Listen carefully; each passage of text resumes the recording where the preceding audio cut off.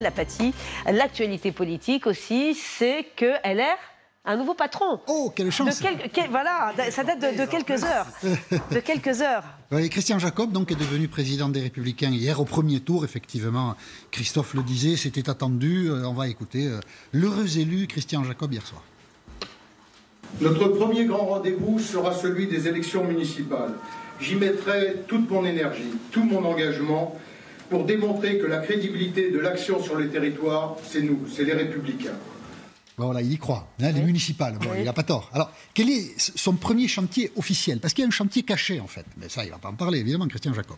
Le premier chantier officiel, c'est de mettre le plus de monde possible autour de plusieurs tables, d'ailleurs, pour réfléchir à l'écologie, parce que la droite française est très en retard sur l'écologie, à l'immigration, parce que la droite française est concurrencée, c'est pas nouveau, sur ce terrain-là, par le Front National, pour réfléchir aux problèmes sociétaux, parce que la droite française est à la traîne, sur la PMA, tout ça, enfin, ils sont au clair sur rien. Donc, l'Europe, là aussi, il y a beaucoup de divergences. Donc, il va essayer de redonner un peu de visibilité avec qui à ce parti. Alors, avec qui? Parce qu'il y a eu beaucoup de départs chez LR, notamment... Vous avez raison, on va en parler des départs. C'est le deuxième... Oui, c'est ça.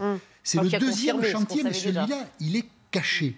Parce que la seule lettre de mission qu'a Christian Jacob aujourd'hui, c'est d'éviter qu'il y ait deux candidats de droite à la prochaine élection présidentielle. Le mois prochain, le quinquennat va basculer. C'est-à-dire que le mois prochain, Emmanuel Macron sera exactement au milieu de son mandat. Donc on va tous commencer à penser, à préparer, à réfléchir à l'élection présidentielle d'avril-mai 2022. Et la difficulté pour Christian Jacob, c'est de faire en sorte qu'il n'y ait qu'un candidat de droite. Pourquoi un candidat de droite? Parce que la droite est majoritaire dans ce pays. La gauche a disparu pour des raisons idéologiques. Mais la droite, qui domine en termes d'idéologie, la droite a disparu à cause des divisions, à cause de la médiocrité de ses dirigeants. Et le chantier de Christian Jacob, c'est de faire en sorte que, par exemple, entre Xavier Bertrand, Valérie Pécresse et François Baroin, il n'y en ait qu'un sur la ligne de départ, parce que s'il y en a deux, c'est même pas la peine d'y aller. Et alors, comment il va faire? Là, c'est toute la difficulté. Est-ce qu'il faut faire une primaire? Est-ce qu'il faut convoquer l'ONU pour éviter qu'il y ait une bagarre? On ne sait pas. Lui non plus, d'ailleurs, ne sait pas. Mais c'est son chantier, voilà.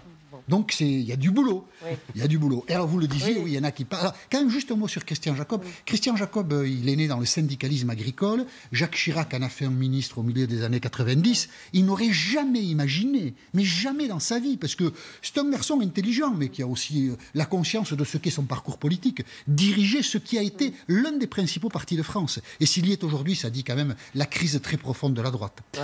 Et alors, donc, on quitte les Républicains plutôt qu'on y adhère, puisqu'hier, Jean-Pierre Raffarin était l'invité du grand jury, on l'écoute. C'était pas une surprise? Ah non.